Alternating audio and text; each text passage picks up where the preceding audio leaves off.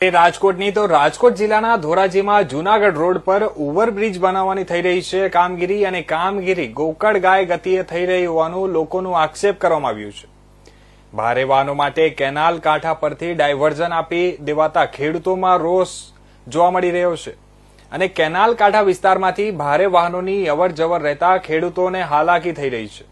ખેડૂતોને એમના ખેતરે જવામાં હાલાકી થઈ રહી છે અને જેના કારણે કેનાલ કાંઠા વિસ્તારના ખેડૂતોએ ડાયવર્ઝન અન્ય સ્થળે ખસેડવા માંગ કરી છે।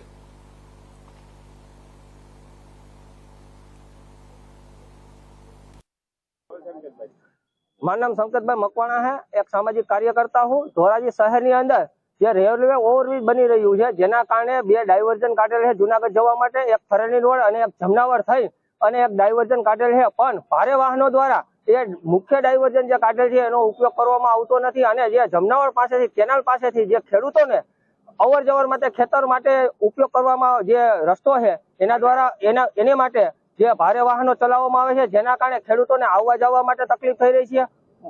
ધૂળ વધારે પ્રમાણમાં ઉડી રહી છે જેના કારણે ધૂળના કારણે ખેડૂતો મજૂરોને શ્વાસ લેવામાં તકલીફ પડી રહી છે અને મુખ્ય જે ખેડૂતોને જે પાક જે 4 મહિનાની મહેનતથી ઉગાડેલ છે તેમાં ધૂળ જામી ગઈ છે। જે ધૂળ જામી જવાના કારણે પાક નિષ્ફળ જવાની સંભાવના છે। એટલે આ જો તમે ડેપ્યુટી કલેક્ટર સાહેબને ખેડૂતોને લઈને આવેદન પત્ર આપવામાં આવ્યા છે અને અમારી માંગણી મૂકી છે કે તાત્કાલિક ધોરણે આ જે મુખ્ય ડાયવર્ઝન છે એની ઉપર સાધનો હલાવવામાં આવે અને જે આ જે વાહનો અત્યારે ચલાવવામાં આવે છે ત્યાં રોડ બનાવી નાખવામાં આવે અથવા ત્યાં ભારે વાહનો ઉપર પ્રતિબંધ મૂકવામાં આવે।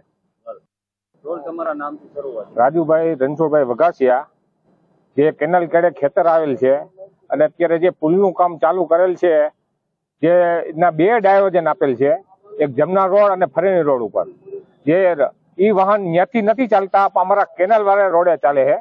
ત્યાં અત્યારે ગાડા કેળો છે એમાં વાહન ભારે વાહન હાલે છે, ખાડા પડી ગયા છે, અમારા પાકની એવડી ધૂળ ચડી ગઈ છે। એટલે અમારી એવડી માંગણી છે કે આ રોડ બનાવી દે, કે આ વાહન બંધ કરાવે। ભારત માતા કી જય।